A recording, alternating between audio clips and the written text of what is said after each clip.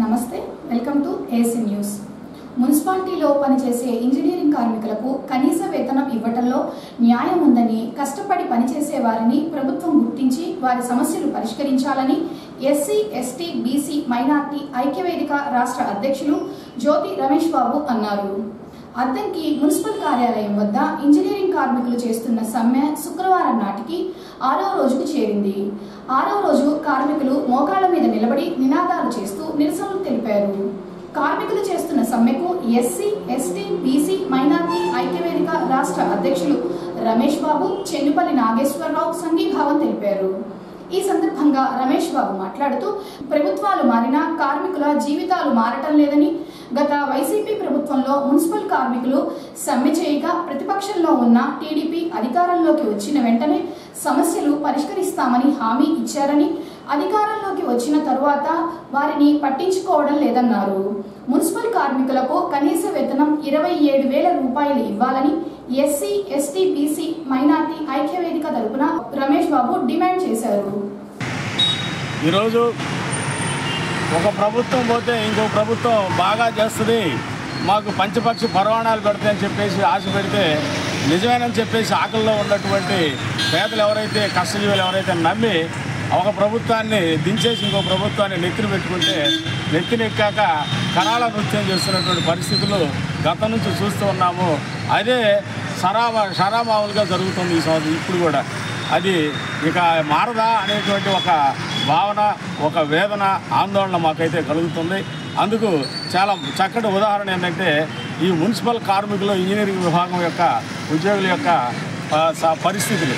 ఎందుకంటే skilled persons వాళ్ళు 24 hours రాత్రి అనక పగలనక ఎండనక వాననక సమయం సందర్భం లేకుండా 24/7 వారు ఉన్నటువంటి ఆ స్కిల్ తోటి, టెక్నికల్ వర్క్ తోటి వాళ్ళు అహర్నిశలు పురపాలక సంఘాల్లో, అదేవిధంగా మున్సిపాలిటీల్లో, అదేవిధంగా నగరపాలక సంస్థల్లో కూడా ప్రజలకు నిత్యం సేవలు అందించేటువంటి పరిస్థితుల్లో వారికి 15,000 జీతం అంటే అసలు నిజంగా ఇది సామాన్య మానవులు కాదు కదా. డిగ్రీ చదువుకున్నటువంటి లేదా ఒక రకమైనటువంటి ఉద్యోగాలు చేసేటువంటి కూడా తెలిసి ఉండకపోవచ్చు. నాకు తెలిసి ఆ టెక్నికల్ పని చేసేటువంటి టెక్నికల్ ఇంజనీరింగ్ విభాగంలో ఉన్నటువంటి మున్సిపల్ కార్మికులు 15,000 రూపాయల జీతం అంటే నిజంగా ఆశ్చర్యకరమైనటువంటి విషయం, చాలా దారుణమైనటువంటి విషయం, అమానుషమైనటువంటి విషయం, మానవ హక్కులను కాల రాస్తున్నటువంటి నిజమైనటువంటి అంశం అది.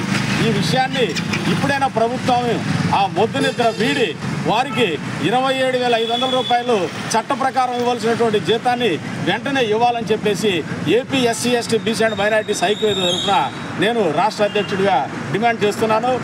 అలా ప్రభుత్వం వెంటనే జీవో ఇచ్చి వారికి జీతాలు వారి అకౌంట్లో వేయని పక్షంలో అవసరమైతే రాష్ట్ర వ్యాప్తంగానే సరే ప్రతి మున్సిపాలిటీ ఎదురు మా ఐక్యవేదిక వారు ఉండి ఈ నిరసనలకి మా వంతు మద్దతు తెలియజేస్తూ మేము ముందుండి పోరాడి అవి సాధిస్తామని చెప్పేసి ప్రభుత్వాన్ని హెచ్చరిస్తున్నాము. కనుక ఇప్పుడైనా మానవతా దృక్పథంతో చట్ట ప్రకారం అంబేద్కర్ గారు రాసినటువంటి రాజ్యాంగం ప్రకారము వేతన స్కేల్స్ ప్రకారము వారికి రావాల్సినటువంటి న్యాయమైనటువంటి వేతనాన్ని అందించమని చెప్పేసి ఈ రాష్ట్ర ముఖ్యమంత్రి వారిని, ఇంకొక ఆయన నేనేమి ఏదో ఉప ముఖ్యమంత్రి, ఇంకొక ఆయన ఏమో షాడో ముఖ్యమంత్రి లోకేష్ గారు, వారందరికీ తెలియజేస్తూ అదేవిధంగా సంబంధిత మున్సిపల్ శాఖ మంత్రివర్యులు కూడా మేము ఈ విషయాన్ని డిమాండ్ చేస్తున్నామని చెప్పేసి తెలియజేస్తూ ఇక్కడ ఉన్నటువంటి పరిస్థితుల్ని అర్థం చేసుకొని పట్టణంలోని ప్రజలు తీవ్రమైనటువంటి ఇబ్బందులు ఎదుర్కొంటూ ఉన్నారు. ఇబ్బందులకి కాకుండా గురి చేసేదానికోసం 10 మంది శానిటైజేషన్ కార్మికుల్ని, దాంతోపాటు డైలీ ఏజ్ కార్మికుల్ని ఈరోజు సమ్మెలో లేకుండా సామరస్యపూర్వకంగా మేము పనిలో పెట్టాం. ప్రజలు ఇబ్బంది పడకూడదనే ఉద్దేశంతో దాన్ని అలుసుగా తీసుకొని దాన్ని ఇబ్బంది పెట్టేటువంటి పరిస్థితి కానీ చేస్తే మాత్రం ఇది ఊరుకునేది లేదని చెప్పేసి హెచ్చరిస్తా ఉన్నాం అధికారుల్ని. ఆ రకంగా మంచి పద్ధతి కాదు. సామరస్యపూర్వకంగా, శాంతియుతంగా ఈరోజు కార్యక్రమం జరుగుతూ ఉంది. ఈ కార్యక్రమం ఎలా దీన్ని నుంచి బయటపడటానికి ప్రభుత్వానికి మీకు చిత్తశుద్ధి ఉంటే ప్రభుత్వానికి మీరు నివేదికలు అందజేయండి. ప్రజలు పడుతున్నటువంటి ఇబ్బందుల్ని దాని ద్వారాగా ఈ సమస్యను పరిష్కారం చేయాలి కానీ బెదిరింపులతోటి దీన్ని ఆపాలని చూస్తే బెదిరిపోయే పరిస్థితి లేదని చెప్పేసి హెచ్చరిస్తా ఉన్నామని చెప్పేసి తెలియజేస్తున్నాం. అందుకని ప్రభుత్వం స్పందించాలి. అందుకని స్పష్టమైనటువంటి హామీ వచ్చే వరకు ఎన్ని రోజులైనా ఈ పోరాటం కొనసాగుతూ ఉంది. ఈ సమ్మె ఉధృతం చేస్తాం. ఈ కార్మికులకు ఏదో మున్సిపల్ ఇంజనీరింగ్ కార్మికులే ఉన్నారేమని చెప్పేసి అనుకుంటున్నారేమో. ఇవాళ రేపు చూసి శానిటేషన్ కార్మికులను కూడా సమ్మెలోకి దింపుతాం. అప్పుడు కూడా కాకపోతే సిఐటి అనుబంధ సంఘాల మొత్తాన్ని ఈ సమ్మెలోకి దింపి ఈ కార్యక్రమాన్ని రాష్ట్ర వ్యాప్తంగా ఉధృతం చేయడానికి ప్రయత్నం చేస్తాం. అప్పుడు దాకా ఈ ప్రభుత్వం దాకా తీసుకొచ్చుకోవద్దు, వెంటనే స్పందించి సమస్యను పరిష్కారం చేసే దానికోసం చొరవ చూపాలని చెప్పేసి మేము అడుగుతుంది. ఈరోజు ప్రభుత్వం ప్రతిపక్షంలో ఉన్నటువంటి హామీలు ఇచ్చారు. గత ప్రభుత్వం ఇచ్చినటువంటి హామీలు అమలు చేయలేదు. మా ప్రభుత్వం అధికారంలోకి వస్తే మేము ఖచ్చితంగా కార్మికులకి కనీస వేతన చట్టం అమలు చేస్తాం. గత సమ్మకాలంలో ఉన్నటువంటి ఒప్పందాల్ని మా టెంటుల్లోకి వచ్చి కార్మికుల దగ్గరకు వచ్చి మాట ఇచ్చినటువంటి ప్రభుత్వం ఈరోజు అధికారంలోకి వచ్చిన తర్వాత మాట తప్పేటువంటి పరిస్థితి ఉంది.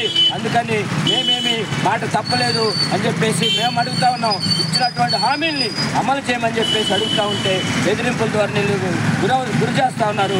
ఇది మంచి పద్ధతి కాదని చెప్పేసి తెలియజేస్తున్నాం. అందుకని ఈ కార్మికులు మేము పట్టణ ప్రజలకు ఇంకోటి చెప్పదలుచుకున్నాం. కార్మికులు ఈరోజు చాలిన వేతంతో కుటుంబాలు నడపలేక ఈరోజు వాళ్ళు వీధుల పాలవుతూ ఉన్నారు.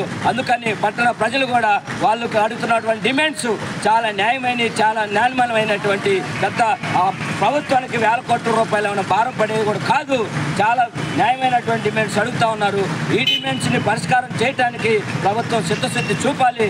జీతాలను ఇవ్వాలి. జీవో నెంబర్ 36 జీతాలను పరిష్కరించాలి. మున్సిపల్ కార్మికుల సంస్థను వెంటనే పరిష్కరించాలి. మున్సిపల్ కార్మికుల సంస్థను వెంటనే ఇవ్వాలి. కనీస వేతనం ఇవ్వాలి. కనీస వేతనం అమలు చేయాలి. సంక్షేమ పథకాలను అమలు చేయాలి. ప్రభుత్వ సంక్షేమ పథకాలను అమలు చేయాలి. ప్రభుత్వ సంక్షేమ పథకాలను వర్ధిల్లాలి. కార్మికుల ఐక్యత వర్ధిల్లాలి. మున్సిపల్ కార్మికుల ఐక్యత వర్ధిల్లాలి. మున్సిపల్ కార్మికుల ఐక్యత రక్షించాలి. ప్రభుత్వం మంది వైఖరి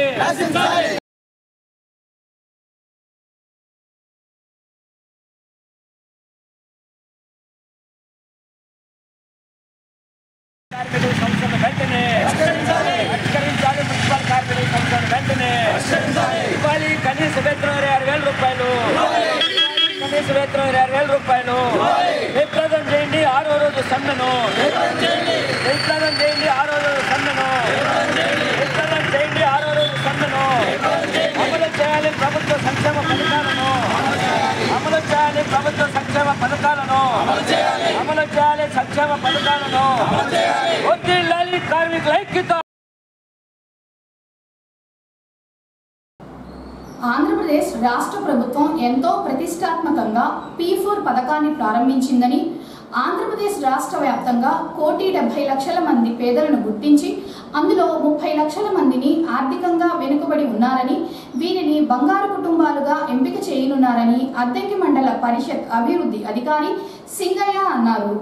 P4 పై అద్దంకి మండలంలో ఉన్న పంచాయతీ కార్యదర్శులు మార్గదర్శకాలతో అవగాహన సదస్సుని ఏర్పాటు చేయగా MPDO Singayya, deputy MPDO Prasad, deputy tahsildar Suresh Babu హాజరయ్యారు.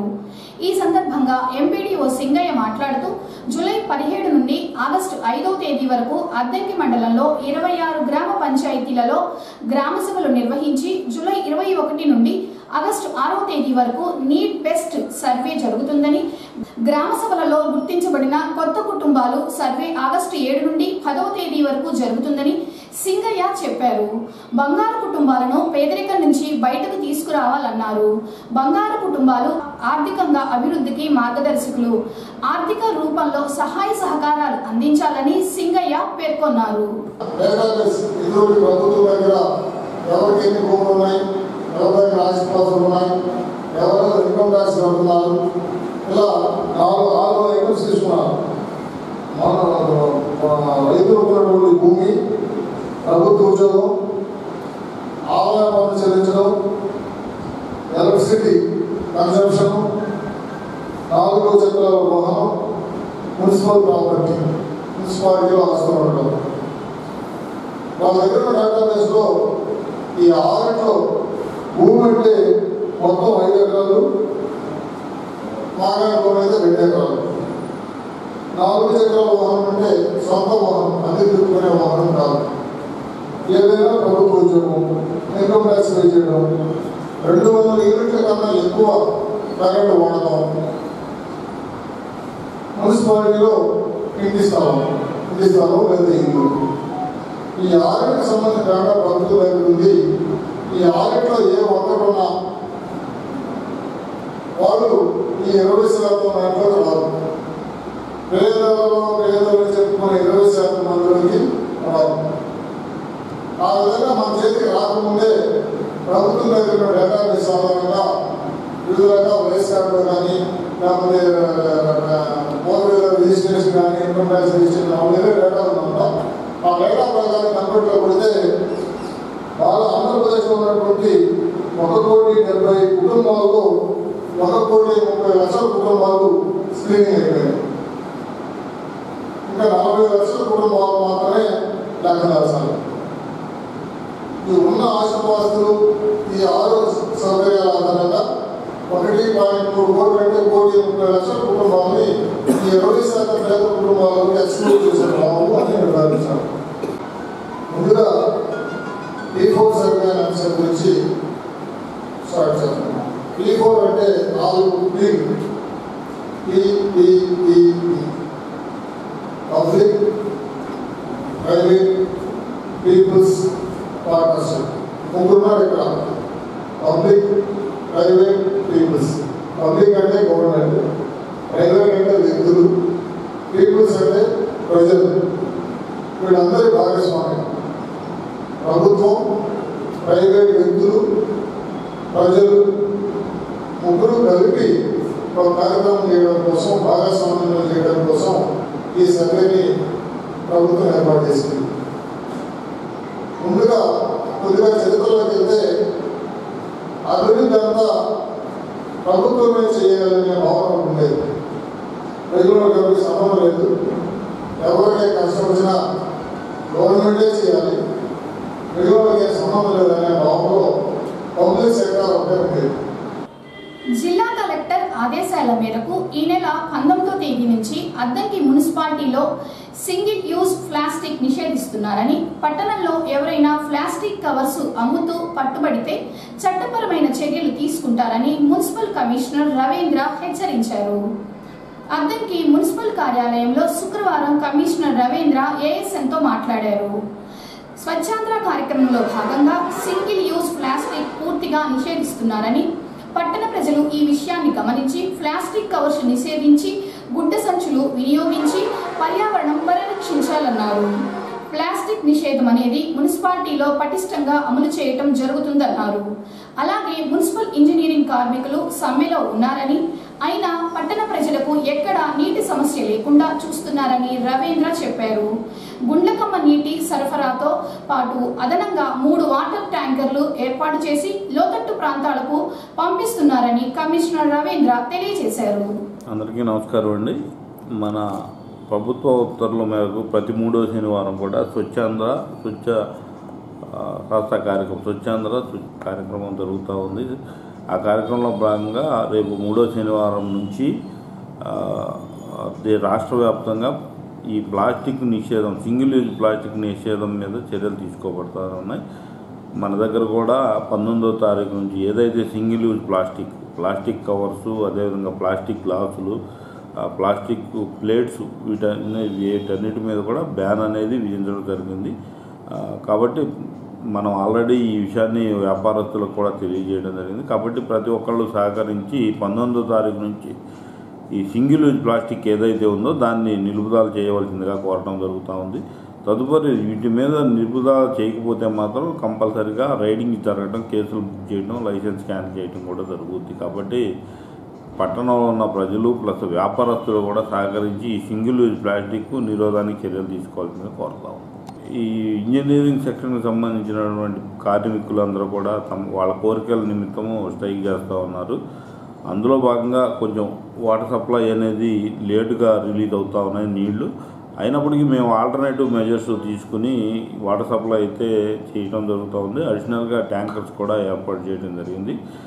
కొన్ని చోట్ల మా దృష్టికి నీళ్లు లేటుగా వదలడం, నీళ్లు సఫిషియెంట్గా వదలకపోవడం అనేది సమస్యగా చెప్తూ ఉన్నారు. కాబట్టి అటువంటి ఏదన్నా ఉంటే మాకు తెలియజేసినట్టయితే అక్కడ ఆల్టర్నేటివ్ అరేంజ్మెంట్స్ చేయటం, లేకపోతే ట్యాంకర్స్ ద్వారా నీరు సరఫరా చేయటం అనేది చేయటం జరుగుతుంది. ప్రస్తుతానికైతే మేము వర్కర్స్ స్ట్రైక్లో ఉన్నప్పటికి కూడా ఆల్టర్నేటివ్ వర్కర్స్ ద్వారా మనం నీటిని అయితే ఎక్కడ సమస్య లేకుండా వదులుతాం జరుగుతూ ఉంది. కాబట్టి ఇంకేమైనా సమస్యలు ఉంటే అదిని పురపాలక సంఘంలో నా దృష్టికి కానీ అసిస్టెంట్ ఇంజనీర్ గారి దృష్టికి కానీ తీసుకొస్తే రెక్టిఫై చేయడం జరుగుతుంది. ఇంటి ఆవరణలో మరియు పాఠశాల ఆవరణలో ఔషధ మొక్కలు పెంచుకోవాలని, తద్వారా మంచి ఆరోగ్యం పెంపొందించుకోవచ్చని అద్దంకి మండల విద్యాశాఖ అధికారి అనంత్ శ్రీనివాసరావు అన్నారు. అద్దంకి మండలం తిమ్మాయిపాలెం జిల్లా పరిషత్ ఉన్నత పాఠశాల ఆవరణలో IERD స్వచ్ఛంద సంస్థ ఆధ్వర్యంలో శుక్రవారం 2025-26 సంవత్సరానికి గాను ఔషధ మొక్కల పంపిణీ కార్యక్రమం ఏర్పాటు చేయగా MEO శ్రీనివాసరావు, కిరణ్ చంద్ లాంఛనంగా ప్రారంభించి హై స్కూల్ ఆవరణలో మొక్కలను నాటారు. ఈ సందర్భంగా MEO శ్రీనివాసరావు మాట్లాడుతూ పూర్వీకులు ఆరోగ్యాన్ని భద్రంగా ఉంచేందుకు ప్రకృతి సిద్ధమైన ఔషధ మొక్కలు నిత్య జీవితంలో భాగంగా చేసుకున్నారని, నేడు నాటే మొక్కలు రేపటి తరానికి ఆరోగ్యాన్ని అందించేవారవుతారని, విద్యార్థులలో పచ్చదనంపై ప్రేమను పెంపొందించడమే కాదు ఆయుర్వేదంపై ఆసక్తి కలిగించేలా ఇది మార్గదర్శకంగా ఉంటుందని, నేడు హై స్కూల్ ఆవరణలో 30 వేర్వేరు ఔషధ మొక్కలు నాటారని, విద్యార్థులు వాటిని సంరక్షించాలని MEO శ్రీనివాసరావు చెప్పారు. ఈరోజు తిమ్మాయిపాలెం హై స్కూల్లో ప్రధానోపాధ్యాయుల వారి పర్యవేక్షణలో IERD వారు మన పాఠశాల ఆవరణలో వివిధ ఔషధ మొక్కలు నాటిస్తున్నారు. ఇది చాలా మహత్తరమైన కార్యక్రమం. ఈ కార్యక్రమాన్ని విద్యార్థులందరూ స్వాగతిస్తున్నారు. అలాగే నేషనల్ మెడికల్ ప్లాంట్స్ సంబంధించి వీటి యొక్క మనం నాటిన మొక్కల యొక్క ఔషధ గుణాలేంటి, వాటి వల్ల మనకు వచ్చేటువంటి లాభాలేంటి అనేది కూడా విద్యార్థులు తెలుసుకొని ఆ మొక్కని జాగ్రత్తగా, మొక్క అంటే అమ్మలాంటి, అమ్మను మనం ఎంత అపురూపంగా చూసుకుంటామో మొక్కను కూడా మనం అదే విధంగా అపురూపంగా చూసుకోవాలి. అట్లా చూసుకుంటారు విద్యార్థులు కూడా. ఒక మొక్కను తీసుకొని దత్తత తీసుకొని ఇప్పుడు నాటిన వాటిని జాగ్రత్తగా పెంచడానికి ప్రయత్నం చేయాలని కోరుకుంటున్నాను. ఇలాంటి మంచి కార్యక్రమాన్ని చేస్తున్నటువంటి ఈ IERD వాళ్ళ మా యొక్క సేవా కార్యక్రమానికి సర్వదా మంచి ఆసక్తి, అలాగే మంచి అవకాశాలు రావాలని మనస్ఫూర్తిగా కోరుకుంటూ ఇలాంటి కార్యక్రమాలు అనేకం చేయాలని మనం సరదా కోరుకుంటున్నాం. మన మండల విద్యాశాఖ తరఫున వారి ధన్యవాదాలు తెలియజేస్తాం. Thank you very much.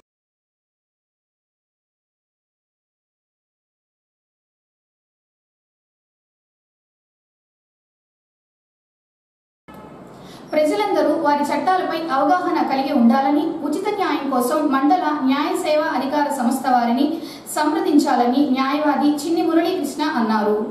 అంతర్జాతీయ న్యాయ దినోత్సవం సందర్భంగా గురువారం రాత్రి అద్దంకి పట్టణంలోని రోటరీ క్లబ్ ఆధ్వర్యంలో చట్టాలపైన అవగాహన సదస్సును ఏర్పాటు చేశారు.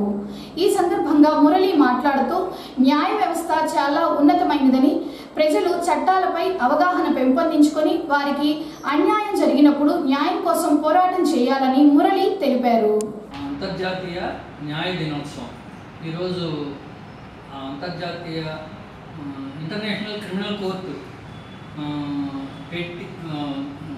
స్థాపించి అంతర్జాతీయంగా ఈ ఒక సమానమైన న్యాయం జరుపుతున్నారు. దానికి గుర్తింపుగా ఈ రోజుని అంతర్జాతీయ న్యాయ దినోత్సవం జరుపుతూ ఉన్నారు. మన పబ్లిక్ అందరూ ఈ ఇప్పుడు చట్టాల గురించి అవగాహనతో ఉండాలి. ముఖ్యంగా లేకపోతే వాళ్ళు ఏదైనా చిన్నది జరిగినా కూడా వాళ్ళు భయపడిపోయి లేకపోతే పారిపోవడం అలాంటి పరిస్థితులు ఏర్పడతాయి. అందుకని ప్రతి ఒక్కరికి ఈ చట్టాల మీద కనీస అవగాహన ఉండటం అనేది చాలా అవసరం. అందుకోసం ఈ అవగాహన కల్పించడం కోసం మన Addanki rotary club of Shankarakonda Addanki ఆధ్వర్యంలో ఈరోజు న్యాయ దినోత్సవం జరపడం చాలా సంతోషదాయకం. ఈ దీనికి అందరినీ రోటరీ పెద్దలని అభినందిస్తున్నాను. ఈరోజు ఇంటర్నేషనల్ లాయర్స్ డే సందర్భంగా ఈ కార్యక్రమం జరుపుతున్నామండి. దీనికి ముఖ్య అతిథిగా మా మిత్రుడు లాయర్ చిన్ని మురళీకృష్ణ గారు వచ్చారు. వారి సలహాలు సూచనల మేరకు కొన్ని విషయాలు మేము తెలుసుకొని చెప్తున్నాం. అంటే యాక్చువల్గా న్యాయం అనేది దాదాపుగా అందరికీ అందటం లేని దాని వల్లనే ఈ అంతర్జాతీయ లా డే అనేది పెట్టడం జరిగింది, క్రిమినల్ కోర్టు పెట్టిన రోజున. కాబట్టి రాబోయే రోజులైనా సరే అందరికీ సత్వర న్యాయం కలిగజేయాలని గవర్నమెంట్ని కోరుకుంటూ సెలవు తీసుకుంటాం.